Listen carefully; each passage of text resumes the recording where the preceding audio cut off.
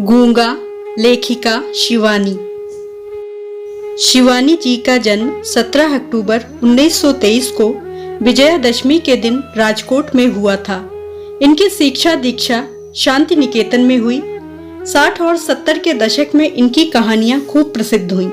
मात्र 12 साल की उम्र में उनकी पहली कहानी प्रकाशित हुई थी और ये अंत तक कहानियां लिखती रहीं। इन्होंने ज्यादातर महिलाओं पर लिखा और बहुत उत्कृष्ट लिखा और बहुत प्रसिद्धि पाई। आपके सामने प्रस्तुत है उनकी लिखी हुई एक बहुत ही सुंदर कहानी गूंगा।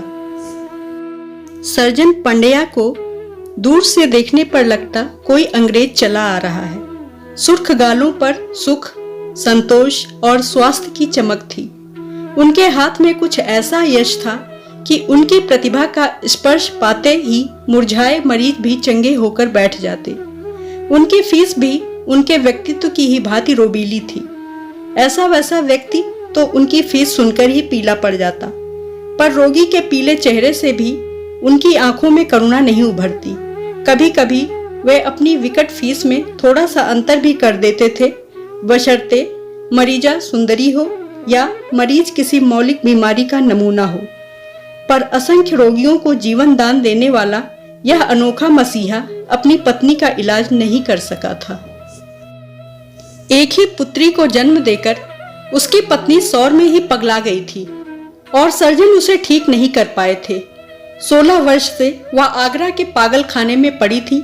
बीच बीच में सर्जन उसे देखने भी जाते थे और कुछ लोग तो कहते थे कि वह उतनी पागल नहीं थी कि उसे घर ना लाया जा सके। पर सर्जन कभी लौटकर पत्नी के उन्माद का प्रसंग भी पुत्री के सामने नहीं छेड़ते और न पुत्री ही कुछ पूछती। सर्जन की कन्या का नाम था कृष्णा। रंग था गेहुआ पर मुखश्री अनुपम थी। सघन कृष्ण बेणी को वह ढीली ढाली गूंथ कर पीठ पर डाल देती। माँ के अभाव को पिता के स्नेह ने कभी खटकने नहीं दिया था। देख रेख की लगाम तो नहीं थी, पर पिता का शासन कड़ा था। कृष्णा ने पढ़ाई के साथ संगीत और नृत्य की शिक्षा प्राप्त की। पैरों में घूंघर बांधते ही वह स्वर्ग की अप्सरा बन जाती। बड़े से बड़ा कला मर्मज्ञ हो या नृत्य संगीत से एकदम ही अनभिज्ञ कोई अरसिक, सब उसके नृत्य की रसमाधुरी में डूबकर रह जाते। यही उसके नृत्य की विशेषता थी। एक बार एक नृत्योत्सव में 3 घंटे तक नाचकर दर्शकों को मंत्रमुग्ध किया और अंत में जब हाथ जोड़कर दर्शकों की ओर सिर झुकाया तो तालियों से हाल गूंज उठा। सर्जन की आंखों में आनंद अश्रु छलक उठे। अंतःकरण की अमृत वृष्टि से परिप्लावित करती उस छवि को एकटक देखते हुए एक और व्यक्ति की भी आंखें तरल हो गई थीं और वह था तरुण स्क्वाड्रन लीडर वी डिसूजा। वह कृष्णा के पड़ोसी डॉक्टर डिसूजा का पुत्र था। उसके पिता सर्जन के क्लिनिक में काम करते थे और हाथ में छुरी लग जाने से टिटनेस से उनकी मृत्यु हो गई थी।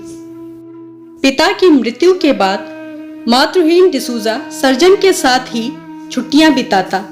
कृष्णा के आकर्षण जाल में वह किस बुरी तरह फंस गया है यह वह उसी दिन जान पाया। स्वभाव से ही लजीले उस सौम्य गोवानी युवक पर सर्जन का अत्यंत स्नेह था। उसके लंबोतरे चेहरे पर सांवले रंग की चमक थी।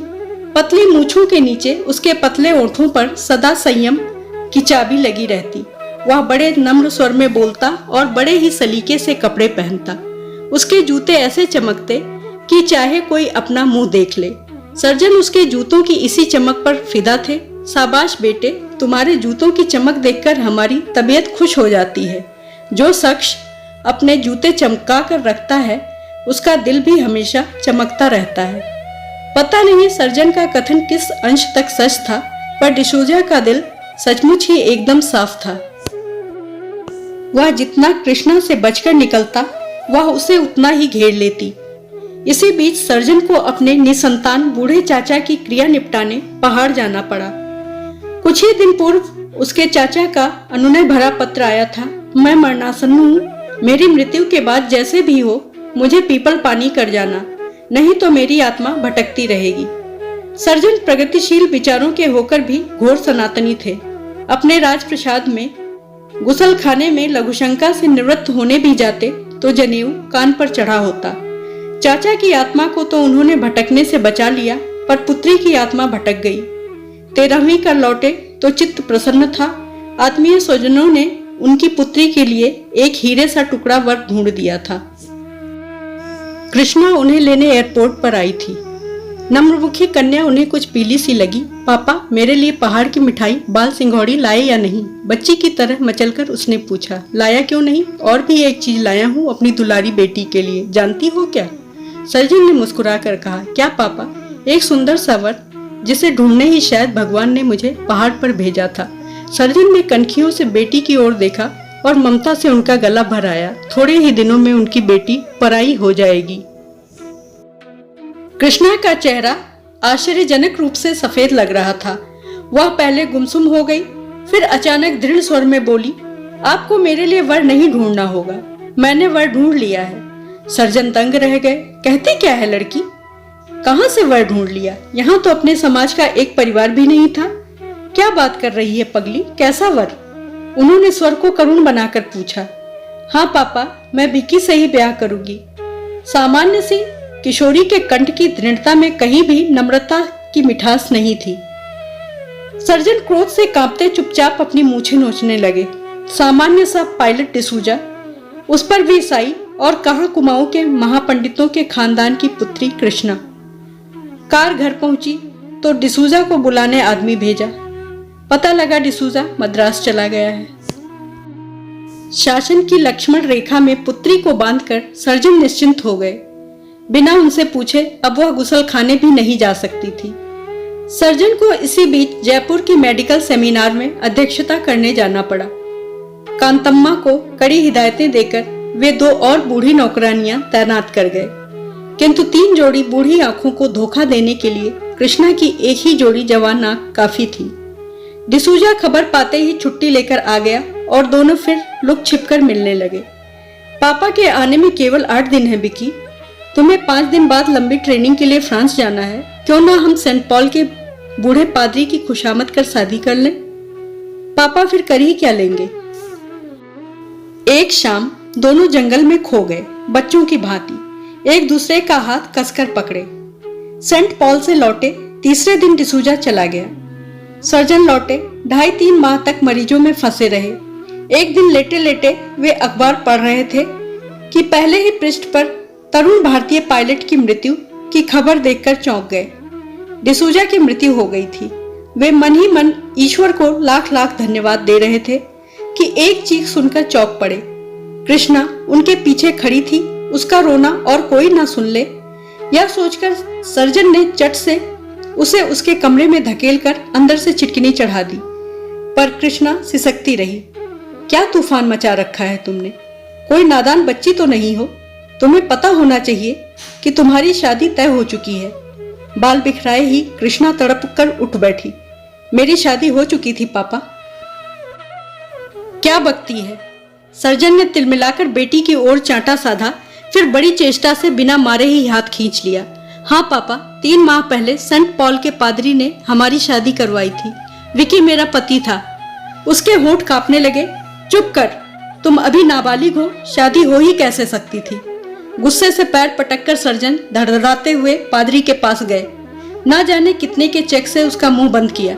लौटे तो कृष्णा को समझाते हुए कहा, मैंने पादरी को समझा दिया है, वह सब रिकॉर्ड जला देगा। खिलवाड़ को कोई भी धर्म शादी नहीं कह सकता। पर एक बात और है पापा।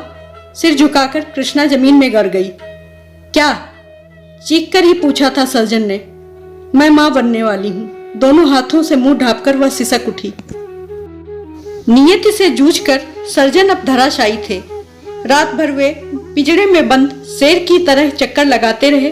फिर भोर होते होते उन्होंने कमर कस ली।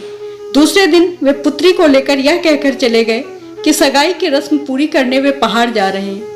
मार्ग में उन्होंने बेटी को कितना समझाया, 18 वर्ष की जिंदगी वह अकेली नहीं काट सकती। दिल्ली में एक बहुत बड़े महिला आश्रम की संचालिका काशीबाई को वे जानते थे। कुछ वर्ष पूर्व उसे ब्रेस्ट कैंसर हो गया था। उन्होंने उस विधवा सुंदरी को कभी जीवन दान दिया था। आज उसी का प्रतिदान मांगने जा रहे थे। सब कुछ सुनकर काशीबाई हंसकर बोली, आप निश्चिंत रहें सर्जन, किसी को कानो कान खबर नहीं होने की। भाग्य ने सर्जन पर दया करके समय से पूर्व कृष्णा को मुक्ति दे दी। सतमासी पुत्र को जन्म देकर वह 4 माह बाद घर लौट आई। कुछ ही दिनों बाद उसके विवाह की तैयारियां जोर शोर से होने लगी। 7 फेरे लगाकर सप्तपदी पूर्ण हुई तो सर्जन के दिल का पहाड़ हट गया।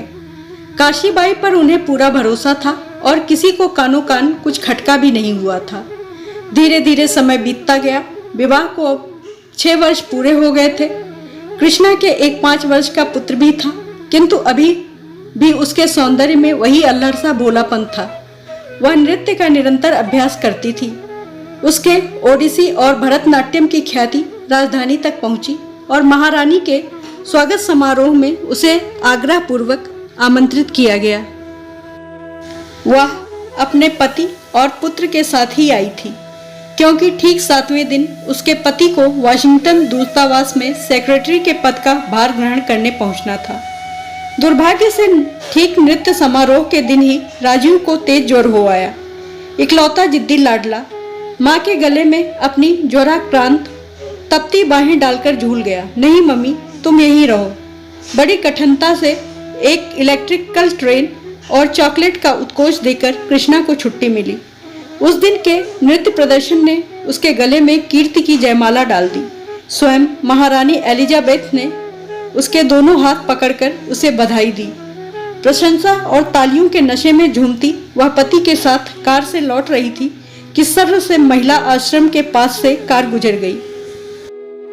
एक पल में उसकी सारी प्रसन्नता उड़ गई। जिस घाव की सूखी पपड़ियां तक झड़ गई थीं, वही आज नासूर बन गया था। घर पहुंची और बच्चे को छाती से चिपटाकर लेट गई, पर सो नहीं सकी। माँ को पाकर राजीव ने प्रसन्नता से छाती में मुंह छिपा लिया। उधर पीपल के पेड़ के साए में घिरी आश्रम की छोटी सी कोठरी में मूंज की झूला सी चारपाई पर एक अभागा सो रहा था। उसके पास मुंह छिपाने को किसी की छाती नहीं थी। उसे सदा के लिए छोड़ जाने पर भी माँ ने किसी प्रकार का समझौता नहीं किया था। न उसे माँ के लौटने का इंतजार था, न बिछोह का दर्द। वह दिन भर आश्रम के लावारिस बच्चों से पिटता रहता। उसकी शांत आंखों में एक अजब उदासी थी। न वह किसी से बोलता था, न किसी से झगड़ता था। झगड़ता भी कैसे? वह बहरा था और बोलता भी क्या? बेचारा जन्म से ही गूंगा था। कृष्णा को यह सब कुछ पता नहीं था। 5 वर्षों में वह कई बार उसे देखने को व्याकुल हो उठी थी, पर उसने पापा को आश्रम में कभी पैर भी न रखने का वचन दिया था। फिर क्या पता, शायद मर ही गया हो। बेचारी कृष्णा क्या जानती थी कि ऐसे बच्चे जिनकी मौत की मिन्नतें मांगी जाती हैं कभी नहीं जाते।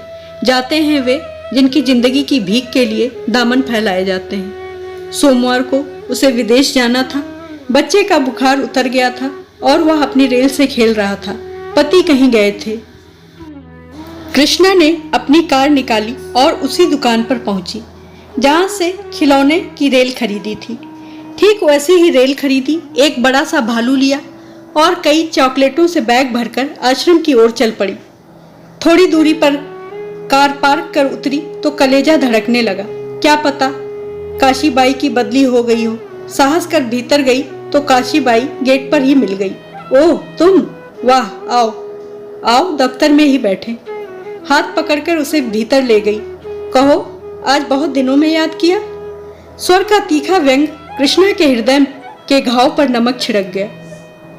आती कैसे? पापा को वचन दिया था, कहकर कृष्णा ने माथा झुका लिया। क्या उसे देखोगी? बड़ी आत्मीयता से काशीबाई आगे को झुक गई। सिर झुकाकर कृष्णा ने मौन स्वीकृति दे दी। देखो कृष्णा, बुलवा लेती हूँ, पर जरा अपने दिल पर काबू रखना। वह अभागा गूंगा है।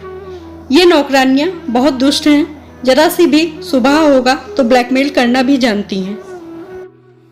पूरन देई, कहकर उसने घंटी बजाई। एक अधेड़ सी जल्लाद औरत आकर खड़ी हो गई। देखो, गूंगा बाबा को ले आओ, बड़ी डॉक्टरनी आई हैं, उसकी जबान देखेंगी। पूरन देई चली गई तो संसार की सारी हथौड़ियां कृष्णा की कनपटी पर चलने लगी।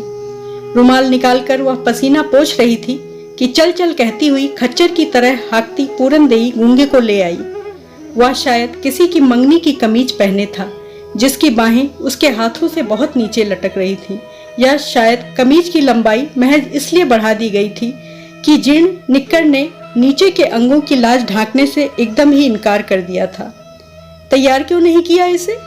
सब पकाकर काशीबाई ने पूरन देवी को डांटा। जिद्दी कैसा है यह, कितना कहा कपड़े बदल ले, माने तब ना। पूरन देवी आग्नेय दृष्टि से गूंगे को भस्म कर बाहर चली गई। कृष्णा की सजल आंखों में नन्हे राजीव का चेहरा नाच उठा, जिसके 100 नखरे उठाते हुए वह आया और उसके पति हार हार जाते थे। द्वार पर कुंडी चढ़ाकर काशीबाई ने इशारे से गूंगे को नजदीक बुलाया। आओ बेटा। घम घम। गूंगे ने किसी महान दार्शनिक की भांति हंसकर अपनी गूंगी दलील पेश की, जैसे कृष्णा से कह रहा हो, माँ इसकी बातों में मत आना, यह बड़ी लबारी है। कृष्णा ने बेटे की बात समझ ली। ऐसी भाषा केवल माँ ही समझ सकती है। झरझर कर उसकी आंखें बरस पड़ी। छोटा सा डिसूजा ही तो खड़ा था, वही संयमी दृष्टि और वैरागी मुस्कान। लपक कर उसने गूंगे को खींचकर छाती से लगा लिया। कभी उसकी लटों को चूमती, कभी मैल से काली कलाइयों को। लगता था चूम चूम कर ही गूंगे को अपने में भर लेगी। अरे बस भी कर, क्यों गूंगे का सिर फिरा रही है? अपनी जल्लादी आंखों को और भी कठोर बनाकर काशीबाई बोली। तिलमिलाकर कृष्णा ने उसे छोड़ दिया। मुक्ति पाते ही गूंगा खिलौनों के पास खड़ा हो गया। ले सब तेरे हैं, कहकर काशीबाई ने उसे डिब्बे थमा दिए। गूंगी आंखें चमक उठी। कभी इंजन को उठाता, कभी रंगीन लाल हरे रेल के डिब्बे को, कभी ताली बजाता और कभी गोल गोल घूमकर नाचता। घम घम मम मम। अब तुम जाओ कृष्णा, बड़ी देर से दरवाजा बंद है। मोई पूरन देई कहीं द्वार पर ही कान लगाए खड़ी ना हो। वाह, अंगूठी तो बड़ी सुंदर है तुम्हारी। लालची दृष्टि का संदेश कृष्णा समझ गई। चट अंगूठी उतारकर उसने काशीबाई को पहना दी और मूक करुण दृष्टि से अपना संदेश भी दे दिया। मेरे गूंगे का ध्यान रखना। फिर हृदय पर पत्थर रखकर वह उठी, एक बार गूंगे को चूमा और तीर से बाहर छिटक गई। सोमवार को वह पति के साथ विदेश चली गई। कुछ ही महीनों में भारतीय सेक्रेटरी की नृत्य प्रवीणा पत्नी की चर्चा पूरी एम्बेसी में थी। एक बार टेलीविजन पर उसका नृत्य हुआ और एक दिन उसे एक पत्र मिला, एक गूंगे बहरे बच्चों की संस्था संचालिका मदर मारिया का। क्या वे उनके अभागे बच्चों के सम्मुख अपना मनोहारी नृत्य प्रस्तुत कर कृतार्थ करेंगी? कृष्णा ने एकदम स्वीकृति दे दी। 3 घंटे तक वह नाचती रही। गूंगे चेहरों पर खुशी की चमक उसके लिए करोड़ों तालियों की गड़गड़ाहट से भी बढ़कर थी। नृत्य समाप्त हुआ और मदर का हाथ पकड़कर एक देवदूत सा सुंदर बालक आया और उसे फूलों का गुच्छा भेंट किया। धन्यवाद बच्चे, क्या नाम है तुम्हारा? पूछते ही कृष्णा को अपनी अल्प बुद्धि पर क्रोध आया। ओह मिसेस त्रिपाठी, यह बेचारा तो जन्म से ही गूंगा है, मदर ने कहा। इसकी माँ हमारे आश्रम के द्वार पर डाल गई थी इसे, फिर पलटकर नहीं आई। ईशु उसे क्षमा करे। मदर ने क्रॉस बनाया। कृष्णा एकटक उस बच्चे के सुनहरे माथे को देखती रही, फिर टप टप कर उसके आंसू रत्न जटित वलयों को भिगोने लगे। यह क्या मिसेस त्रिपाठी, आप रो रही हैं? आश्चर्य से मदर ने पूछा और फिर बढ़कर उन्होंने कृष्णा के दोनों हाथों को चूम लिया। काश ऐसे ही प्रत्येक मानव दूसरे के दुख दर्द के लिए रो सकता। एक विदेशी गूंगे बच्चे के लिए आपकी आंखों में आंसू देखकर मुझे कितनी प्रसन्नता हुई, कितनी। बेचारी मदर क्या जानती थी कि वे आंसू केवल उस विदेशी गूंगे बालक के लिए नहीं थे, वे उसके लिए भी थे जो अपनी दुबली कलाइयों से खिड़की की सलाखों को जकड़े ही सो रहा था। उसकी छाती से एक मैला सा कपड़ा का भालू चिपका था। उसकी रेल काशीबाई ने आश्रम के खिलौने के कमरे में बंद कर दी थी। वह कितना रोया था, पर कौन सुनता। आश्रम में मोटरों में बैठकर खादी की टोपी लगाए मेहमान आते, बच्चे को साफ कपड़े पहनाए जाते, मिठाई बंटती, पर गूंगा मिठाई फेंककर अपनी रेल के लिए मचलता रहता था। समुद्र की उत्तुंग लहरों की भांति नाना तर्क वितर्कों की लहरें उसके नन्हे से कलेजे की कछार पर सिर पटक पटक कर व्यर्थ ही लौट जाती। वह कितना कुछ पूछना चाहता है, मेरी रेल क्यों छीन ली? इतने मेहमान आते हैं, पर वह क्यों नहीं आती जिसने मुझे चूम चूम कर खिलौने दिए थे? आज मेरी पीठ पर काशीबाई ने बेंत क्यों मारे? मैंने तो पूरन देई की पीठ पर दांत ही काटे थे, पर वह जो मुझे रोज रोज मारती है उसे बेंत क्यों नहीं पड़े? पर वह भागा, कुछ नहीं पूछ सकता। अंधे बेजान भालू को छाती से चिपकाकर खिड़की के अंधेरे कोने में दुबक गया है, जहाँ थोड़ी देर तक ना उसे काशीबाई ढूंढ सकती है, ना पूरन देई। 7 समुद्र पार उसकी माँ भी सिसक रही है। शायद उन्हीं लाड़ भीनी सिसकियों की लोरी ने गूंगे को भी सुला दिया है। मीठी नींद में डूबा गूंगा अपने गूंगे सपनों की दुनिया में पहुंचकर खो गया है। वहां ना काशीबाई है ना पूरन देई। वहां तो बस बड़ी सी बिजली की रेल है, सोने के पेड़ों पर खिलौने झूल रहे हैं और वही सुंदर सी औरत उसे गोद में उछाल उछाल कर चूम रही है। नींद में ही गूंगा मुस्कुराकर भालू को और भी कसकर छाती से लगा लेता है। देखने तथा सुनने के लिए सादर आभार एवं हार्दिक धन्यवाद। कृपया मेरे चैनल को सब्सक्राइब और वीडियो को लाइक, शेयर और कमेंट करना ना भूलें।